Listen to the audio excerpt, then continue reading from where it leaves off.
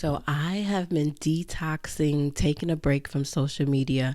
And when I say it has changed my life, it has changed my life. I am more productive. I am more confident. I am hearing him talk to me daily. I have my purpose and my passion back. I'm more driven.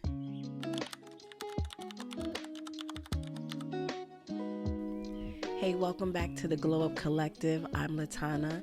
This channel is a faith-based channel, and my goal is to get you to have a deep relationship with God so you can glow up in every area of your life. First things first, I can hear God, okay? And baby, He has been speaking to your girl. About the first 6 months of 2024, when I say I was in a fog, I was in a deep fog. I didn't know where to go. I didn't know my passion. I didn't know my purpose. I did, but I felt like I needed clarity. I'm praying to God here and there. I feel like He's not responding to me, and I didn't know where to go. I started to get deeper into my Bible. I started to listen to sermons more. And then that's when I got the notion of, okay, it's time to disconnect from social media because I'm not hearing God as clear as I need Him to be. So I disabled them, deactivated them, deleted them from my phone, except for YouTube, because of course I'm doing this channel. And plus, I have online churches that I listen to their sermons. And plus, I mean, you can't just stop YouTube University. I can't just unenroll from YouTube University.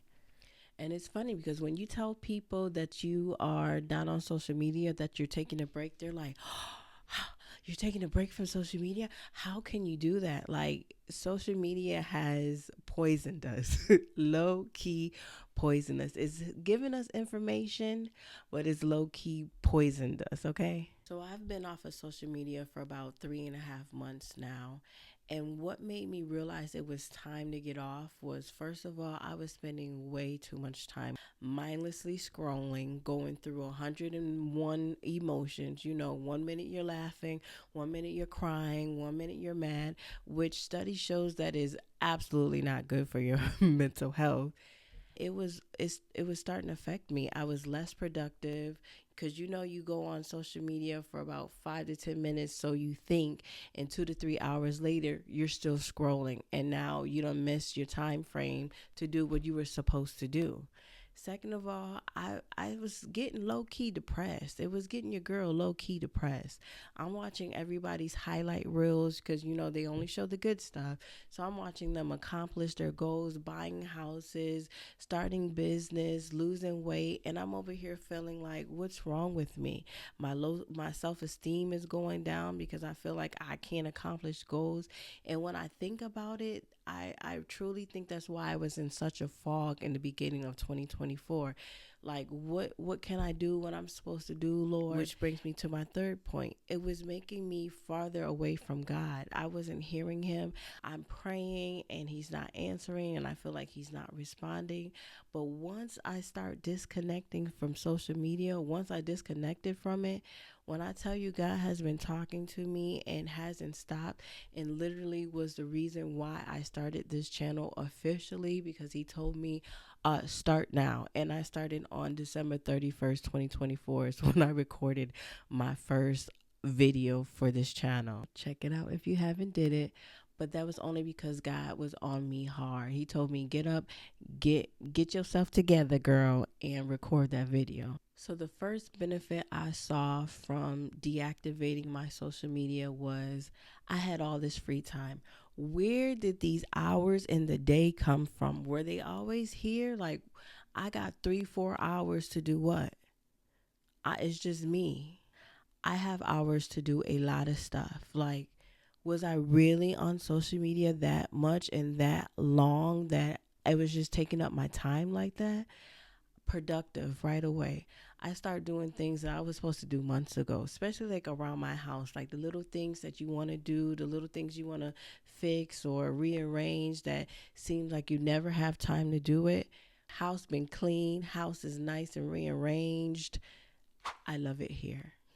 I have been more obedient to God. So this past Sunday, I was listening online to a sermon, and someone started to speak in tongues.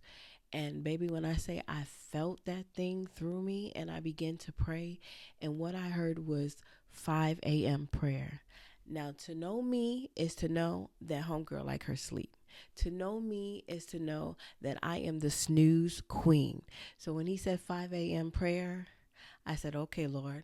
I took my phone out, set an alarm for 4:55 a.m. You want me to do 5 a.m. prayer? Because you know what I noticed and what I know is he's telling me this to test me, so when he gives me what I'm owed, when I'm due, he knows he can trust me. Okay, so I said 5 a.m. prayer. Okay, Lord. And that first night, I couldn't even sleep because I didn't want to oversleep for the 5 a.m. prayer. I'm waking up, it's 3, it's 4, it's 1 in the morning. I said, okay, Lord, please let me get some sleep so I can wake up at 5 a.m. and be ready for this prayer, not be tired. And that's exactly what happened. I stopped waking up. 4:55 came. I woke up, splashed some water on my face, and began to pray. And when I said I had the best prayer, okay, I prayed over any and everything, and I felt so good, and I was ready to go to work. This today is Wednesday when I'm recording it, so I am 3 days in. I woke up again today. I prayed. I've been praying about certain things every day. I kind of felt him telling me every day pray for two things, like two certain things, pray about that day in the morning. So I've been doing that, and then I also have been reading my Bible, having devotional with him. And I'm doing this because I know that there is something greater later.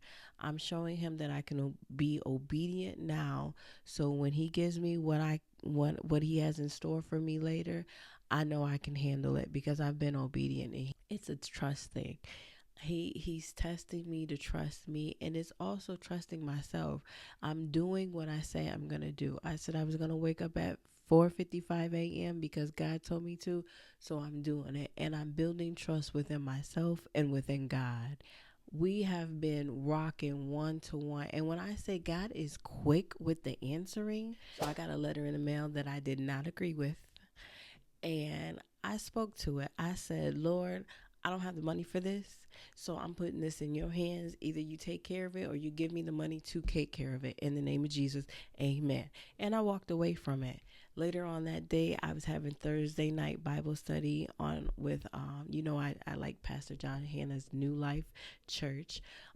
And within the Bible study, he goes, the Lord told me to tell somebody that that debt that you got yourself into, he's going to take care of it. But what you have to do is fast and you have to pray. And I said, Lord, you being real quick with it. Quick with it.